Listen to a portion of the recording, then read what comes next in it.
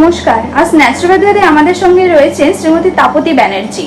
তো উনি শ্বাসকষ্ট ওনার প্রবলেমটা ছিল, তো ন্যাচুরোপ্যাথির ট্রিটমেন্ট নিয়ে উনি কেমন আছেন আসুন ওনার কাছে আমরা জেনে নিই।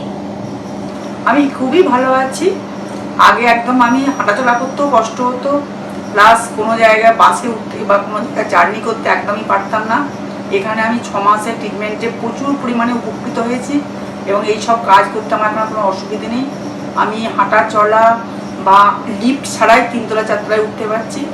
প্রচণ্ড দিনের দিন আমি উপকারের দিকে যাচ্ছি। ন্যাচুরোপ্যাথিতে আসার পর আপনাকে কি সাজেস্ট হলো? সাজেস্ট মানে ওনারা ব্যায়ামের সাজেস্ট দিয়েছেন, আর কিছু ব্যায়াম দেখিয়েও দিয়েছেন, আর কিছু ওষুধ যেটা দিয়েছেন সেটা রেগুলার ইউজ করতে বলেছেন। আচ্ছা, মানে ওষুধের সাথে সাথে আপনাকে ব্যায়াম দেখানো হয়েছে। তো কতদিন ধরে আপনি সমস্যা ভুগছিলেন?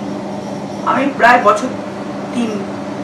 আচ্ছা, তো ন্যাচুরোপ্যাথিতে আসার আগে আপনি কোনো রকম ট্রিটমেন্ট আমি অ্যালোপ্যাথি ট্রিটমেন্ট করেছি, অনেক উপকৃত হতাম। ক্যাজুয়াল কমপ্লিটলি উপকৃত দিকে যেতে পারতাম না। ওষুধ বন্ধ করলেই আমার আবার অসুবিধা দেখা দিত।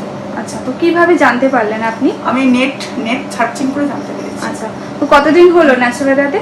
হ্যাঁ, 7 মাস, জুলাই টু ডিসেম্বর। আচ্ছা। July, August, September, October, November, 6 month. আচ্ছা, তো আপনি এইখানে যেটা হচ্ছে আগের তুলনায় কেমন বোধ করছেন?